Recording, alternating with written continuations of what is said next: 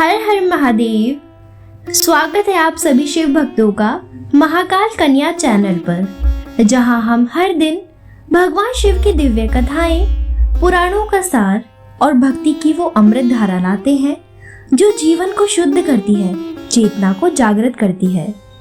अगर आपने अब तक चैनल सब्सक्राइब नहीं किया है तो अभी कर लीजिए, ताकि कोई भी शिव महिमा आपसे छूट ना जाए।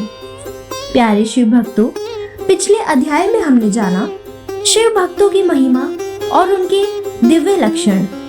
कैसे एक सच्चा शिव भक्त केवल व्रत, जप या तप में ही नहीं, बल्कि अपने व्यवहार, दया, संयम और आत्मसमर्पण में भी भगवान शिव का स्वरूप बन जाता है।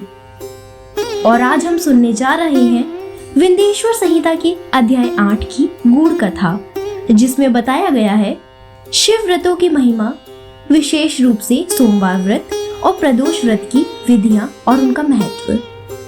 कथा की शुरुआत होती है जब सूत जी नैमिषारण्य में विराजमान महान ऋषियों के प्रश्नों का उत्तर देते हुए कहते हैं, हे मुनियों, जो कोई भी भगवान शिव को प्रसन्न करना चाहता है, जो उनके कृपा पात्र बनना चाहता है, उसे व्रतों का पालन अवश्य करना चाहिए। व्रत केवल उपवास नहीं है, यह है आत्मनियंत्रण, भक्ति और संकल्प का प्रतीक है।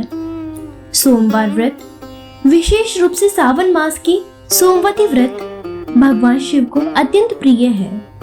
इस दिन उपवास कर शिवलिंग पर दूध, जल, बिल्वपत्र, भस्म, धतूरा और शुद्ध मन से ओम नमः शिवाय मंत्र का जाप करने से व्यक्ति के सारे पाप क्षीण हो जाते हैं और उसकी मनोकामनाएं पूर्ण होती है।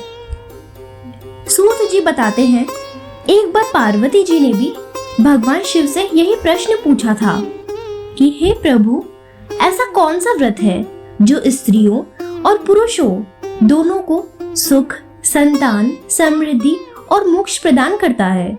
तब शिव जी ने मुस्कुराते हुए कहा, हे गौरी, सोमवार व्रत और प्रदोष व्रत ऐसे दिव्य नियम हैं जिनका पालन करके मेरे भक्त मुझे सहज ही प्राप्त कर सकते हैं। प्रदोष व्रत, जो हर त्रयोदशी तिथि को आता है, विशेष रूप से शाम के समय जब शिव जी नृत्य करते हैं, उस बेला में किया गया व्रत अत्यंत पुण्य फलदायी होता है। सूत जी आगे बताते हैं कि जो व्यक्ति प्रदोष काल में शिव जी का पूजन करता है, वो न केवल इस जन्म में सुखी होता है, बल्कि मृत्यु के बाद भी शिवलोक में स्थान पाता है। सूत जी एक कथा का उल्लेख करते हैं। एक निर्धन ब्राह्मण जो बहुत दुखी था, उसने केवल 3 सोमवार व्रत और एक प्रदोष व्रत श्रद्धा से किया। शीघ्र ही उसकी स्थिति बदलने लगी, उसकी गरीबी दूर हो गई और अंततः वह शिव जी के परम भक्तों में गिना गया। भक्तों, शिव व्रत करना केवल नियम निभाना नहीं है, यह शिव से संवाद है। यह वो प्रेम है जिसमें हम अपना समय, अपनी इच्छाएं और अपने कर्म शिव जी के चरणों में समर्पित करते हैं। भक्तजनों, अब अगले अध्याय 9 में हम जानेंगे कैसे शिव पुराण के श्रवण मात्र से ही व्यक्ति मोक्ष को प्राप्त कर सकता है। कैसे यह कथा कलयुग के सभी दोषों से रक्षा करती है और क्यों इसका श्रवण और प्रचार हर जन्म के पापों का क्षय करता है। इसीलिए जुड़े रहिए हमारे साथ और अगले भाग में फिर मिलेंगे एक नई कथा, एक नई भक्ति की अनुभूति के साथ। यदि जीवन में कहीं कोई राह नहीं सूझ रही हो तो शिव जी का नाम लो। वो वहाँ रास्ता बनाते हैं जहाँ कोई रास्ता नहीं होता। उनके व्रत और भक्ति में वह शक्ति है जो भाग्य की रेखाएं तक बदल सकती है। भरोसा रखो, शिव सब देख रहे हैं।